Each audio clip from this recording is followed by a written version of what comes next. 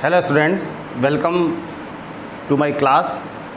Students, आज हम लोग क्लास 10th का बायोलॉजी सब्जेक्ट स्टडी करेंगे और उस बायोलॉजी सब्जेक्ट में हम लोग आज चैप्टर 1 लाइफ प्रोसेस को पढ़ने जा रहे हैं। इस लाइफ प्रोसेस के 2 पार्ट्स ऑलरेडी आपको करा दिए जा चुके हैं और वो 2 पार्ट्स हैं, एक तो न्यूट्रिशन और दूसरा सर्कुलेशन, जिसको आपने ट्रांसपोर्ट के नाम से पढ़ा था। डियर स्टूडेंट्स, आज हम लोग नया टॉपिक स्टार्ट करेंगे and that topic is called respiration. Students, जैसा कि आप जानते हो कि life process are a very important processes that will lead to a life, यानी जीवन को जीने के लिए ये लाइफ प्रोसेसेस बहुत इंपॉर्टेंट हैं। एक भी लाइफ प्रोसेस यदि फंक्शन नहीं करेगी तो लाइफ पॉसिबल नहीं है। तो स्टूडेंट्स, इसके साथ साथ मैं आपको ये भी बताना चाहता हूँ कि ये जितनी भी लाइफ प्रोसेसेस हैं they are interlinked with each other, एक दूसरे के साथ जुड़ी हुई हैं और जुड़ी होने के कारण ये एक दूसरे के साथ मिलके फंक्शन करती हैं। जैसे इससे पहले आपने न्यूट्रिशन टॉपिक पढ़ा था और न्यूट्रिशन टॉपिक में आपने पढ़ा था कि हमारा फूड जो है वो पहुँच गया था एलिमेंट्री कैनाल में, यानी कि डाइजेस्टिव सिस्टम में, और डाइजेस्टिव सिस्टम में पहुंचने के बाद उस फूड का डाइजेशन हुआ था और डाइजेशन के बाद एब्जॉर्प्शन होके वो ब्लड में पहुंच गया था और ब्लड के थ्रू सारे सेल्स में पहुंच गया था। इस समय सारे सेल्स में ये फूड प्रेजेंट रहता है और ये फूड जो है उसका क्या होगा आगे, ये हम रेस्पिरेशन में स्टडी करेंगे। तो students, let's start our topic. ये हमारा जो फूड है जो कि सेल्स के अंदर पहुँच गया है, इस फूड का एसिमिलेशन होगा और एसिमिलेशन करने के लिए एनर्जी को रिलीज़ करना पड़ता है और एनर्जी रिलीज़ करने के लिए इस फूड का ऑक्सीडेशन करना पड़ेगा। और ये ऑक्सीडेशन तभी होगा जब ये फूड ऑक्सीडाइज होगा ऑक्सीजन की प्रेजेंस में। ऑक्सीजन के साथ ये फूड ऑक्सीडाइज होगा और ऑक्सीडाइज होने के बाद ये कार्बन डाइऑक्साइड, वाटर और एनर्जी को रिलीज़ करेगा। ठीक है, तो by the oxidation of food through oxygen the food is converted into carbon dioxide, water and energy. यही एनर्जी जो यहाँ पर रिलीज़ हो रही है, this energy is used by many of the life processes. बहुत सारी लाइफ प्रोसेस के लिए ये एनर्जी रिक्वायर्ड होती है, क्योंकि ज़्यादातर लाइफ प्रोसेस एनर्जी को कंज्यूम करके, एनर्जी का इस्तेमाल करके अपना फंक्शन करती हैं। लेकिन यहाँ पर देखने के लिए ये मिलता है कि रेस्पिरेशन इकलौता ऐसा एक प्रोसेस है, लाइफ प्रोसेस है, जिसमें एनर्जी का रिलीज़ होता है। It is a exothermic reaction. आपने केमिस्ट्री के फर्स्ट चैप्टर में भी पढ़ा हुआ है। It is type of exothermic reaction जिसमें एनर्जी का रिलीज़ होता है। तो energy is released by the process of respiration. तो आइए जानते हैं इस रेस्पिरेशन के बारे में और ज़्यादा और एक्सप्लोर करेंगे कि रेस्पिरेशन आगे है क्या। तो व्हाट इज़ रेस्पिरेशन? सबसे पहला क्वेश्चन हमारे दिमाग में ये आता है कि what is respiration? Respiration is a life process by which energy is release from the food. जो फूड डाइजेस्टिव सिस्टम के अंदर पहुँच गया था, जो फूड सेल्स तक पहुंच गया था, उस फूड का ऑक्सीडेशन करके एनर्जी को रिलीज़ करने का जो फंक्शन होता है, that is being done by this respiration process. यही रेस्पिरेशन प्रोसेस है जिसके द्वारा एनर्जी का रिलीज़ होता है और यही एनर्जी सारे लाइफ प्रोसेस के द्वारा इस्तेमाल की जाती है और लाइफ को मेंटेन किया जाता है। एकमात्र ऐसा लाइफ प्रोसेस है ये रेस्पिरेशन जिसमें एनर्जी का रिलीज़ होता है। इसके अलावा सारे के सारे लाइफ प्रोसेस जो हैं वो एनर्जी को कंज्यूम करते हैं, चाहे वो सर्कुलेशन हो, चाहे वो न्यूट्रिशन हो, चाहे वो एक्सक्रीशन हो, कंट्रोल एंड कोऑर्डिनेशन हो या रिप्रोडक्शन हो। ये सारे के सारे लाइफ प्रोसेस जो हैं वो एनर्जी कंज्यूमिंग है, एनर्जी को कंज्यूम करते हैं। एंडोथर्मिक ये होते हैं, लेकिन इकलौता ऐसा एक लाइफ प्रोसेस है रेस्पिरेशन जो एक्सोथर्मिक लाइफ प्रोसेस के रूप में पाया जाता है। यहाँ पर अगर हम बात करें रेस्पिरेशन की, तो रेस्पिरेशन में जैसा कि आपको बताया मैंने कि एनर्जी रिलीज़ होती है। लेकिन ये एनर्जी रिलीज़ कैसे होती है, आइए हम जानते हैं। Energy is released in the form of ATP. ATP के रूप में एनर्जी ये रिलीज़ होती है। ठीक है, स्टोर हो जाती है। स्टोर होके एटीपी ये बॉडी के अंदर मेंटेन रहते हैं और जब भी हमारी बॉडी को किसी एनर्जी की ज़रूरत होती है, यही एटीपी का ब्रेकडाउन होता है और ब्रेकडाउन होने के बाद एनर्जी का काफ़ी ज़्यादा मात्रा में रिलीज़ होता है। ठीक है, आइए देखते हैं कैसे होता है ये फॉर्मेशन ऑफ एटीपी। इस एटीपी को स्टडी करने से पहले मैं आपको बताना चाहूँगा, we have ADP, adenosine diphosphate in our body. हमारे पास एक एडिनोसाइन डाइफॉस्फेट नाम का कंपाउंड हमारी बॉडी में ऑलरेडी पाया जाता है और ये एडिनोसाइन डाइफॉस्फेट एक प्रोटीन से बना होता है जो कि एडिनोसाइन प्रोटीन होती है और इसके साथ साथ जुड़े होते हैं इसमें 2 फॉस्फेट के मॉलिक्यूल्स। ठीक है, इनऑर्गेनिक फॉस्फेट के मॉलिक्यूल्स। तो एडिनोसाइन एक प्रोटीन और उसके साथ जुड़े हुए हैं 2 फॉस्फेट के मॉलिक्यूल्स, लेकिन इसमें एक और इनऑर्गेनिक फॉस्फेट अगर ऐड करा दिया जाए तो ये कन्वर्ट हो जाता है एटीपी में। It is converted into the ATP. लेकिन यहाँ पर ये इनऑर्गेनिक फॉस्फेट जो है वो थोड़ी सी एनर्जी को एब्जॉर्ब करा के कराया जाता है, यानी कि ये इनऑर्गेनिक फॉस्फेट जो है वो जब ऐड होता है एडीपी में तब बहुत थोड़ी सी एनर्जी जो है वो एब्जॉर्ब करानी पड़ती है और एनर्जी को एब्जॉर्ब करने के बाद ये एटीपी यानी कि एडिनोसाइन ट्राइफॉस्फेट के रूप में पाया जाता है। ये जो एडिनोसाइन ट्राइफॉस्फेट है, it is known as currency of energy. ये आप 9th क्लास में भी इसका स्टडी किया हुआ है। करेंसी ऑफ एनर्जी के रूप में ये पाया जाता है। ठीक है, यही एक ऐसा एनर्जी का करेंसी है जो कि ज़रूरत आने पर एनर्जी को रिलीज़ कराता है। ठीक है, तो यही एटीपी स्टोर हो जाता है हमारी बॉडी के अंदर, लेकिन जब भी हमको एनर्जी की आवश्यकता पड़ती है लाइफ प्रोसेस को परफॉर्म करने के लिए, अपनी एक्सटर्नल एक्टिविटीज़ को परफॉर्म करने के लिए, तब ये एटीपी कन्वर्ट होता है दोबारा से एडीपी में। इनऑर्गेनिक फॉस्फेट जो है वो अलग हो जाता है और साथ ही साथ में बहुत सारी एनर्जी जो है वो रिलीज़ होती है। अब देखिएगा, यहाँ पर जो फर्स्ट इक्वेशन में एनर्जी का एब्जॉर्प्शन हुआ है वो बहुत कम अमाउंट में हुआ है, energy is absorbed in a very less amount. लेकिन यहाँ पर जो एनर्जी रिलीज़ हो रही है डिकम्पोजिशन ऑफ एटीपी के कारण, वो एनर्जी का अमाउंट काफ़ी ज़्यादा होता है। अब क्वेश्चन ये दिमाग में आता है कि क्यों यहाँ पर एनर्जी एब्जॉर्ब हो रही है कम और एनर्जी जब रिलीज़ हो रही है तो बहुत बड़ी मात्रा में हो रही है, लार्ज अमाउंट में हो रही है। What is the reason behind it? उसके पीछे रीज़न क्या है? तो उसके पीछे रीज़न बेटा ये है कि एडीपी की अगर हम बात करें तो एडीपी जो होता है वो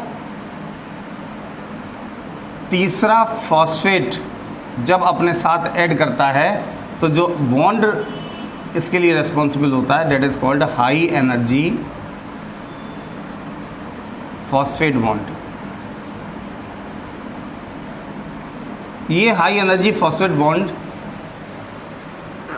के बनने से ही ये इनऑर्गेनिक फॉस्फेट एडीपी में जुड़ता है, ऐड होता है और एटीपी बन के तैयार हो जाता है। लेकिन जब ये हाई एनर्जी फॉस्फेट बॉन्ड टूटता है during the decomposition of ATP, तो एटीपी के डिकम्पोजिशन में हाई एनर्जी फॉस्फेट बॉन्ड जब टूटता है तो बहुत सारी एनर्जी को रिलीज़ करता है। यानी एब्जॉर्प्शन एनर्जी का जो था फॉस्फेट बॉन्ड के बनने का वो बहुत कम था, लेकिन जब ये ब्रेक हुआ, जब ये बॉन्ड टूटा तो बहुत सारी एनर्जी इसने रिलीज़ की। ठीक है, और यही एनर्जी हम डिफरेंट लाइफ प्रोसेसेस के लिए परफॉर्म कराने के लिए, डिफरेंट लाइफ प्रोसेस में परफॉर्म कराने के लिए यूज़ करते हैं, इस्तेमाल करते हैं। सो स्टूडेंट, देखा आपने कि कैसे ये एनर्जी रिलीज़ होती है और कैसे ये स्टोर होती है in the form of ATP. Now students, हम लोग अब बात करेंगे टाइप्स ऑफ रेस्पिरेशन की। रेस्पिरेशन की टाइप्स की अगर हम बात करें तो respiration basically is of 2 types. The first one is aerobic respiration and the second one is anaerobic respiration. Normally अगर हम बात करें तो respiration which occurs in the presence of air और oxygen, that is called as aerobic respiration. और जहाँ पर absence हो, एब्सेंस ऑफ ऑक्सीजन,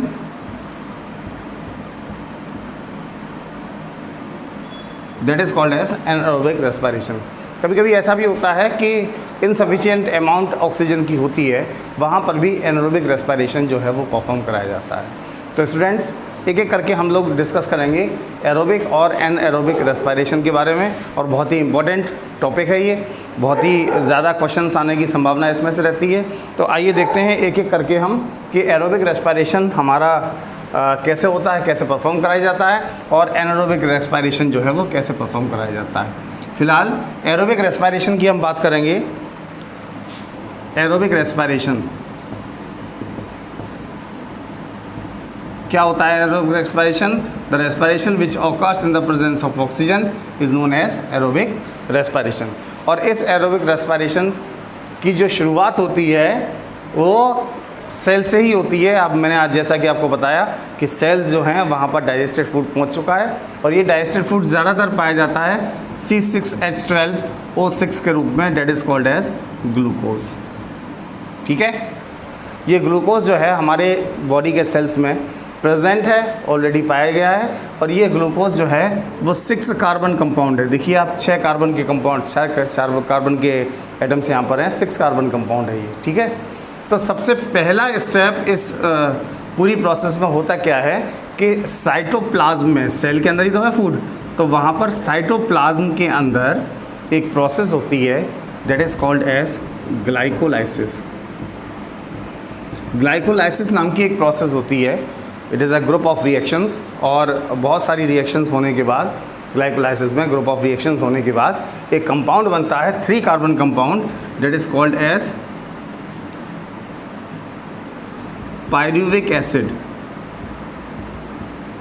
इसको दूसरा नाम पायरुवेट भी कहते हैं, पायरुवेट के नाम से भी इसको जाना जाता है। तो पायरुविक एसिड या पायरुवेट जो है वो बन जाता है, और ये पायरुवेट जो है वो 3 कार्बन कंपाउंड है, इसलिए 2 पायरुवेट के मॉलिक्यूल्स यहाँ पर बन के तैयार होते हैं। 2 पायरुवेट मॉलिक्यूल्स और 2 pyruvic acid molecules are formed during the process of glycolysis. ठीक है, तो ग्लाइकोलाइसिस प्रोसेस के द्वारा साइटोप्लाज्म में पायरुविक एसिड के 2 मॉलिक्यूल्स या पायरुवेट के 2 मॉलिक्यूल्स जो हैं वो बनकर तैयार हुए, और ये 3 कार्बन कंपाउंड है। ठीक है, यहाँ पर यदि हम बात करें तो ये फिर से रिएक्शन होती है ग्लाइकोलाइसिस के बाद पायरुविक एसिड में।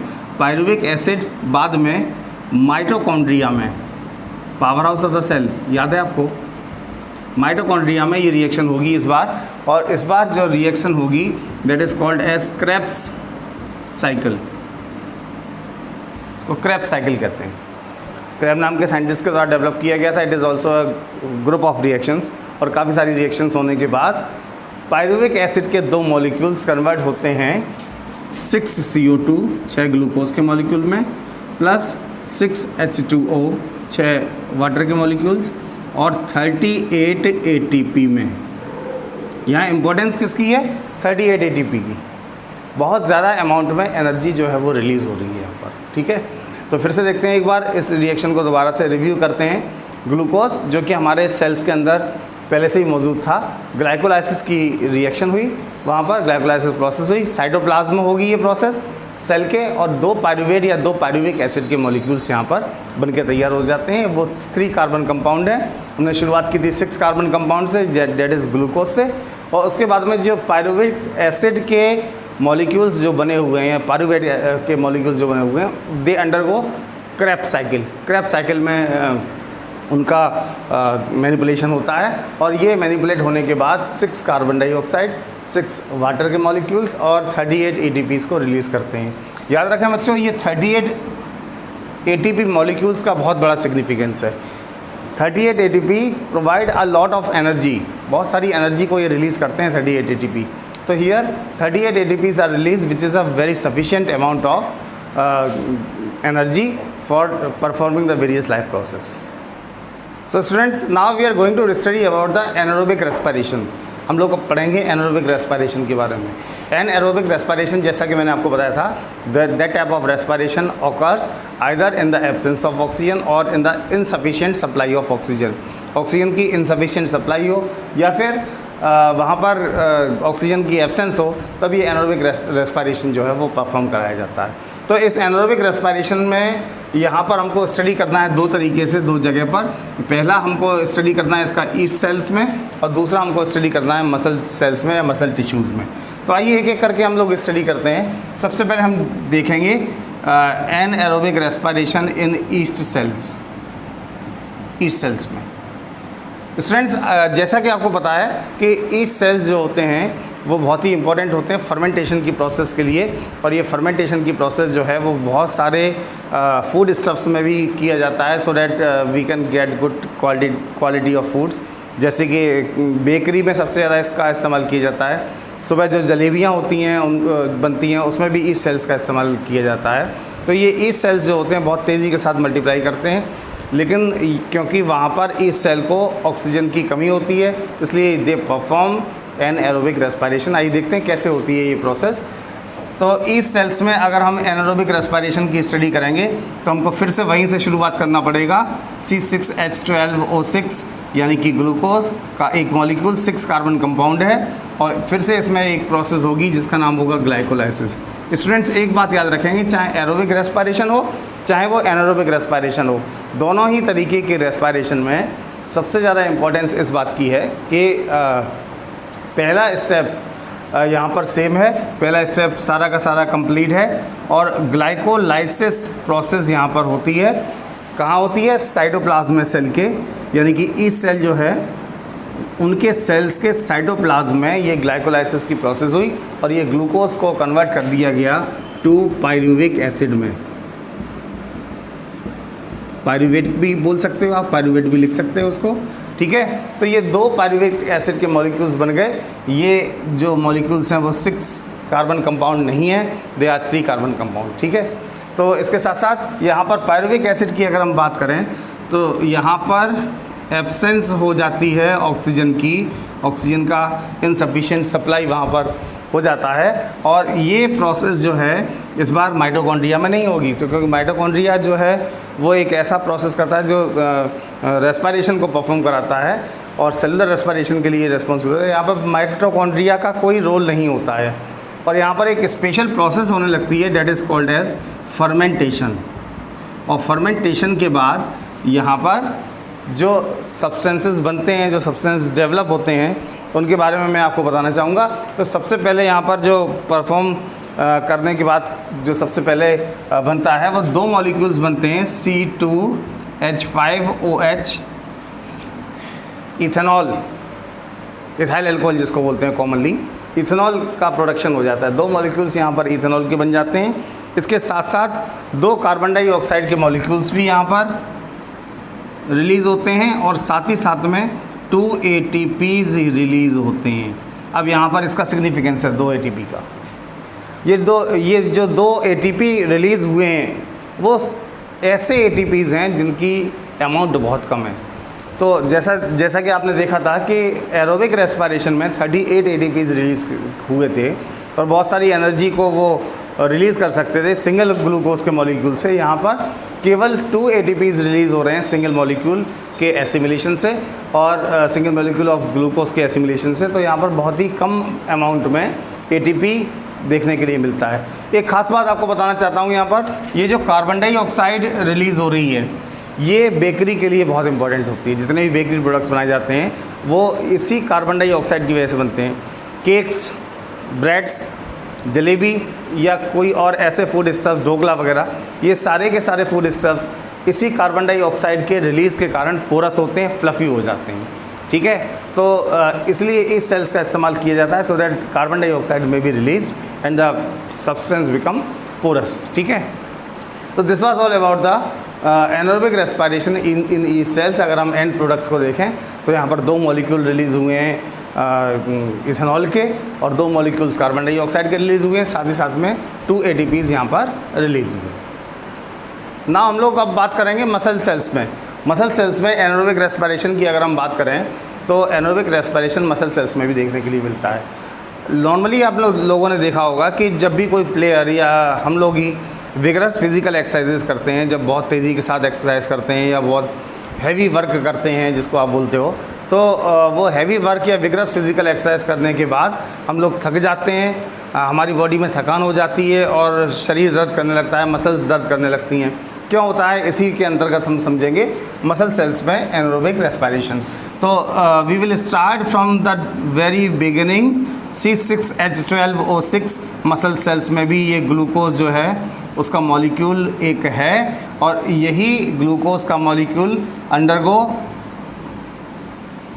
साइटोप्लाज्म में ये अंडरगो होता है ग्लाइकोलाइसिस प्रोसेस। ग्लाइकोलाइसिस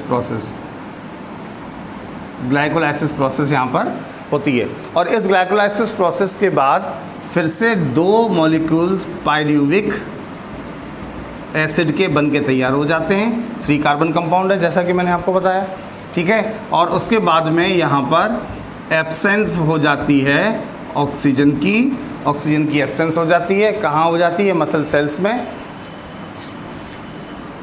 सेल्स में ऑक्सीजन की कमी हो गई, और कमी हो जाने के बाद यहाँ पर फॉर्मेशन होता है 2 मॉलिक्यूल्स लैक्टिक एसिड का, प्लस 2 ATPs रिलीज होती है, ठीक है। अब होता क्या है, जब हम विगरस फिजिकल एक्सरसाइज करते हैं तो ऑक्सीजन की इनसफिशिएंट सप्लाई पहुंचने लगती है सेल्स के अंदर, और जब सेल्स में इनसफिशिएंट सप्लाई पहुंचेगी ऑक्सीजन की तो वहाँ पर एनारोबिक रेस्पिरेशन शुरू हो जाती है एरोबिक रेस्पिरेशन की जगह। एज अ रिज़ल्ट यहाँ पर एंड प्रोडक्ट आपके आते हैं लैक्टिक एसिड और ATPs, ठीक है। तो लैक्टिक एसिड यहाँ पर एक ऐसा कंपाउंड है जो कि फैटीग को कॉज करता है। फैटीग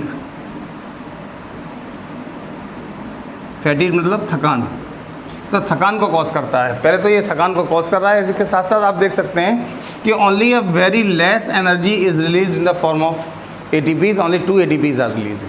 तो एक तो एनर्जी कम हो गई, दूसरा यहाँ पर लैक्टिक एसिड के प्रोडक्शन से फैटीग होना शुरू हो गया, हमारे मसल सेल्स जो हैं वो स्टिफ होना शुरू हो गए, और इस तरीके से यहाँ पर हम लोगों ने मसल सेल्स को भी स्टडी किया, ठीक है। ये कैसे इसको रिमूव किया जा सकता है फैटीग को? बाई टेकिंग प्रॉपर रेस्ट लेंगे तो उन सेल्स को ज़्यादा वर्क नहीं करना पड़ेगा, उन मसल्स को ज़्यादा वर्क नहीं करना पड़ेगा, और एनर्जी की रिक्वायरमेंट कम हो जाएगी धीरे धीरे करके। एक समय ऐसा आएगा जब प्रॉपर एरोबिक रेस्पिरेशन उनमें दोबारा से होने लगेगा और फैटीग पूरी तरीके से समाप्त हो जाएगी। तो स्टूडेंट्स, आज हम लोगों ने रेस्पिरेशन का इंट्रोडक्शन और टाइप्स ऑफ रेस्पिरेशन के बारे में स्टडी किया। आई होप ये चैप्टर्स के जो टॉपिक हैं वो आपको क्लियर हुए होंगे। Thank you and have a nice day to you.